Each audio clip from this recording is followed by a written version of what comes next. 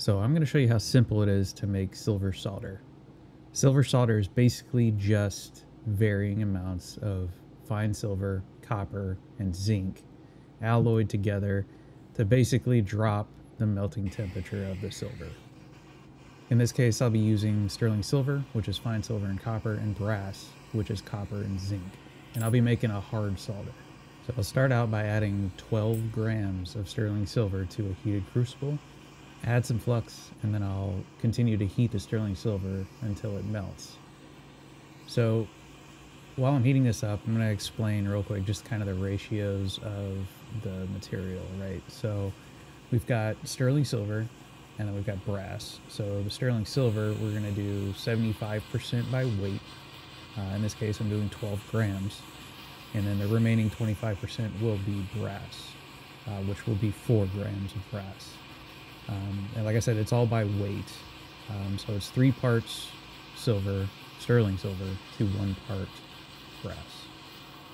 And like I mentioned previously, this is going to be a hard solder, which is a higher melting point when it comes to solder, but it keeps the silver color better, resulting in solder joints that will more closely match the silver from the piece that you're making. Also, when I'm heating up the metals, I like to do the sterling silver first and get it to its melting point, then add the brass, because the sterling silver has a higher melting point. When you add the brass in, it will heat up quicker and kind of match the temperature and will be exposed to the heat for less time, which reduces the chance that the zinc burns off, because zinc is a very low melting point. So once we hit the melting point of the silver, it starts to liquefy and get that kind of glossy finish. Then we go ahead and throw in the brass with a little bit of extra flux, and then we continue to heat it up until both of the metals combine together and become fluid again. At this point, we're ready to pour the now alloyed brass and sterling silver into a cast iron ingot mold that I have periodically run the flame from the torch over to heat up.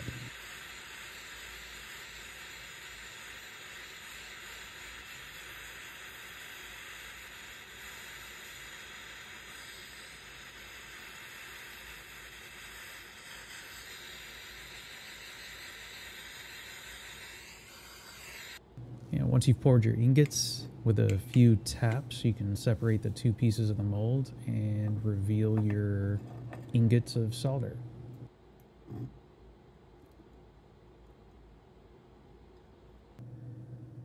Now, once I have my ingots, I like to roll them out with a rolling mill into a long flat sheet so that I can snip off pieces as I need them, or even use it as like a feeding wire like you would see traditionally with brazing or soldering.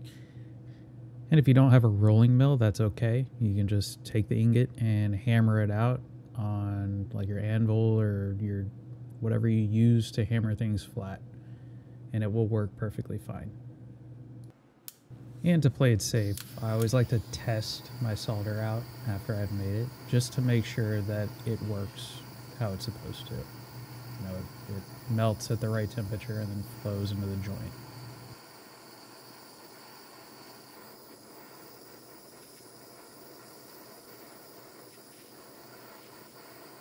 And as you can see here, it does exactly what it's supposed to do. It flowed into the joint at the correct temperature. I then quench it in water just to shock it and make sure it doesn't fall apart. And there you go. I would call that a success. So I hope you found this video useful. If you have any questions, you can leave them down in the comments below. If you liked the video, hit the thumbs up button. And if you want to see more videos like this in the future, subscribe to the channel, and I will catch you in the next one.